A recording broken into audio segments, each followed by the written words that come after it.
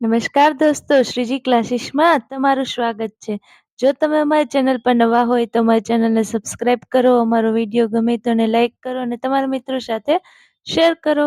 આજે આપણે જોશું ધોરણ 7ની અંદર જે સેમ 2 ઇંગ્લિશ ગ્રામર છે એનું ચેપ્ટર નંબર 1 છે ધ સિમ્પલ પ્રેઝન્ટ ટેન્સ. આપણે આગળના વિડીયોમાં એક્સરસાઇઝ 1 અને 2 જોયું. આજે આપણે એક્સરસાઇઝ 3 થી સ્ટાર્ટ કરીએ. એક્સરસાઇઝ 3 છે fill in the blanks with the correct word forms from the brackets. કૌંસમાંથી યોગ્ય શબ્દો વડે ખાલી જગ્યા પૂરો. પેલા અહીંયા એક્ઝામ્પલ આપ્યું છે બર્ડ્સ, અહીંયા બે ઓપ્શન આપ્યો છે ઓલવેઝ અને સમટાઈમ્સ.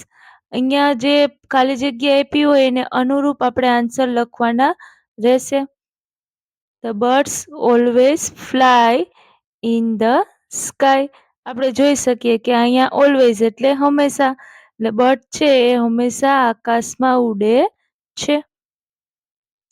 પછી આપણે અહીંયા એ પણ છે કે અહીંયા બર્ડ્સ છે એટલે અહીંયા મૂળ ક્રિયાપદ આવ્યું. નકર ત્રીજો પુરુષ એક વચન હોય, ખાલી બર્ડ આપ્યું હોય તો અહીંયા ફ્લાઇઝ થઈ જાત. હવે આપણે એવી રીતે પેલી ખાલી જગ્યા જોઈએ. The earth always goes round the sun. પછી બીજી ખાલી જગ્યા છે The moon sometime shines at night. પછી ત્રીજી ખાલી જગ્યા છે The children never like to sit in the house. હવે આપણે આગળ જોઈએ ચોથી. Sometime we see the rainbow in the sky. આપણે જોઈએ કે રેઇનબો છે એ ઓલવેઝ નથી દેખાતું, અમુક સમયે જ દેખાય છે, ઘણી વખત દેખાય છે, એટલે આપણે સમટાઈમ્સ લખ્યું. જો ઓલવેઝ એટલે હંમેશા, જો હંમેશા દેખાતું હોય કે હંમેશા કરી શકાતું હોય, એ ક્રિયા થતી હોય ત્યાં આપણે ઓલવેઝનો ઉપયોગ થાય છે. પછી અ turtle lives in water. Turtle છે એ પાણીમાં રહે છે. But sometime it is seen on the land also. અને ઘણી વખત એ છે લેન્ડ એટલે જમીન પર પણ જોઈ શકીએ છે. A hen never gives birth to young ones. It always lays eggs. હવે આપણે સાતમી ખાલી જગ્યા જોઈએ. The sun always rise in the east. પછી આઠમી છે The sun always sets in the west. Rice ક્યાંથી થાય તો કે ઈસ્ટમાંથી, અને આપણે સેટ્સ એટલે હાથમે ક્યાંથી તો કે વેસ્ટમાંથી.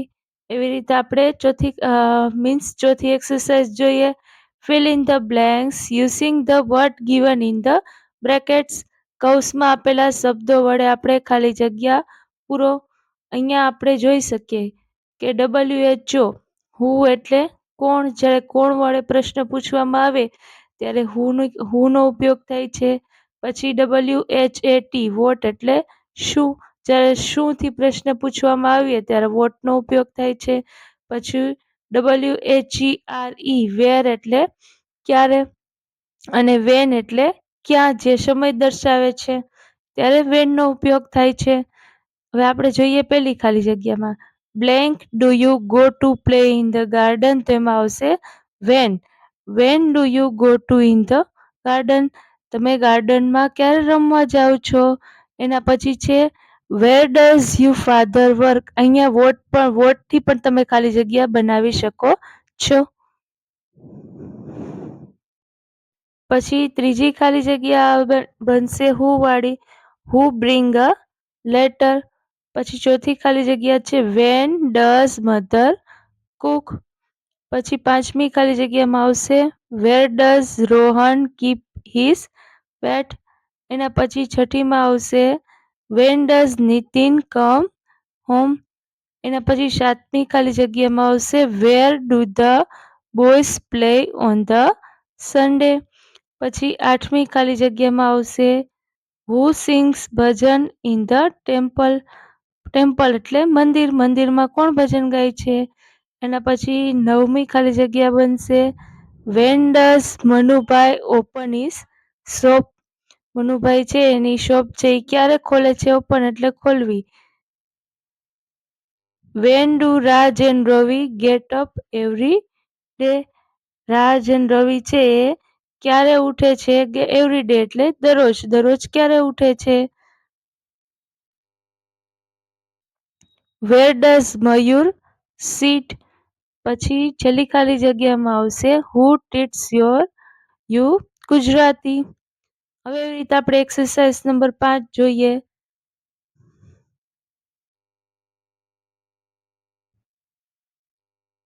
Forms the question using the word given in the brackets. કૌંસમાં આપેલા શબ્દોનો ઉપયોગ કરીને વાક્યો બનાવો. અહીંયા કૌંસમાં જે WH ક્વેશ્ચન આપ્યા છે WH એનો ઉપયોગ કરીને આપણે અહીંયા WH ક્વેશ્ચન વાળા વાક્ય બનાવવાના છે. અહીંયા પહેલામાં આપ્યું છે when Mrs Doshi cooks food in the evening, તો એનું બનશે વેન વાળું વાક્ય બનશે when does Mrs Doshi cook food. આપણે ડુ અને ડઝ વાળો કોષ્ટક શીખાતા કે ત્રીજો પુરુષ એક વચન હોય તો ડઝ લાગે, બાકી બધામાં ડુ. એટલે અહીંયા ડઝ લાગ્યું. એવી રીતે આગળ હવે બીજું સેન્ટેન્સ જોઈએ. ધે એન્જોય હિન્દી મૂવી, તો અહીંયા આપ્યું છે વોટ, તો વોટ વાળું સેન્ટેન્સ બનશે વોટ ડુ ધે એન્જોય? તેઓએ શું એન્જોય કર્યું? તો કે હિન્દી મૂવી. પછી ત્રીજું સેન્ટેન્સ છે Krishna's uncle work in the factory, તો એમાં છે વેર, તો સેન્ટેન્સ બનશે where does Krishna's uncle work? એના પછી આપણે આગળ ચોથું સેન્ટેન્સ જોઈએ. The farmer return home in the evening, તો અહીંયા છે વેન, તો વેન વાળું સેન્ટેન્સ બનશે when do the farmers return home? When એટલે ક્યારે? ફાર્મર છે મીન્સ ખેડૂત છે એના ઘરે છે ક્યારે જાય છે? Rita has roses in her hand, તો અહીંયા કૌંસમાં આપ્યું છે વોટ, સેન્ટેન્સ બનશે what does Rita has in her hand? રીટાના હાથમાં શું છે? તો કે રોઝીસ.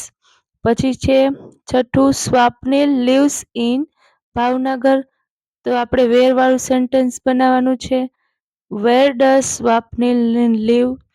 સ્વાપ્નિલ છે ક્યાં રહે છે? તો કે ઇન ધ ભાવનગર.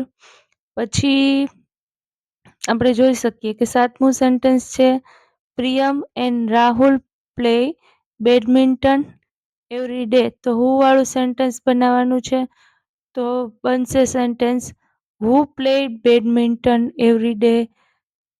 ખાસ કરીને બધા યાદ રાખજો, લાસ્ટમાં આપણે પ્રશ્નાર્થ વાક્ય બનાવીએ એટલે પ્રશ્નાર્થ ચિહ્ન ભૂલવાનું નહીં. હુ પ્લે બેડમિન્ટન એવરી ડે? કોણ છે દરરોજ બેડમિન્ટન રમે છે? તો કે પ્રિયમ અને રાહુલ. એવી રીતે આઠમું સેન્ટેન્સ છે the girls play in the garden, તો સેન્ટેન્સ બનશે વેર વાળું where do the girls play? Girls play, where do the girls play? Where એટલે ક્યાં? ગર્લ્સ છે એ ક્યાં રમે છે? Girishbhai close his shop in the afternoon, તો સેન્ટેન્સ વેન વાળું બનશે when does Girishbhai close in shop? હવે આપણે આગળ જોઈએ 10મું સેન્ટેન્સ.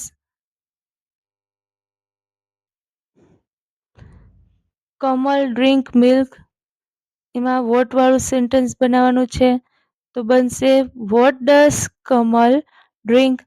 કમલ છે એ શું પીવે છે? તો કે મિલ્ક. એવી રીતે 11મું સેન્ટેન્સ છે the children like Gujarati song, તો હુ વાળું સેન્ટેન્સ બનાવવાનું છે who likes Gujarati song? Gujarati song છે એ કોને ગમે છે? તો કે ધ ચિલ્ડ્રન. પછી એવી રીતે 12મું સેન્ટેન્સ છે Ketan drinks 2 cups of tea, તો એમાં સેન્ટેન્સ બનશે હુ વાળું who drinks 2 cups of the tea? 2 cup drink છે એ કોણ પીવે છે?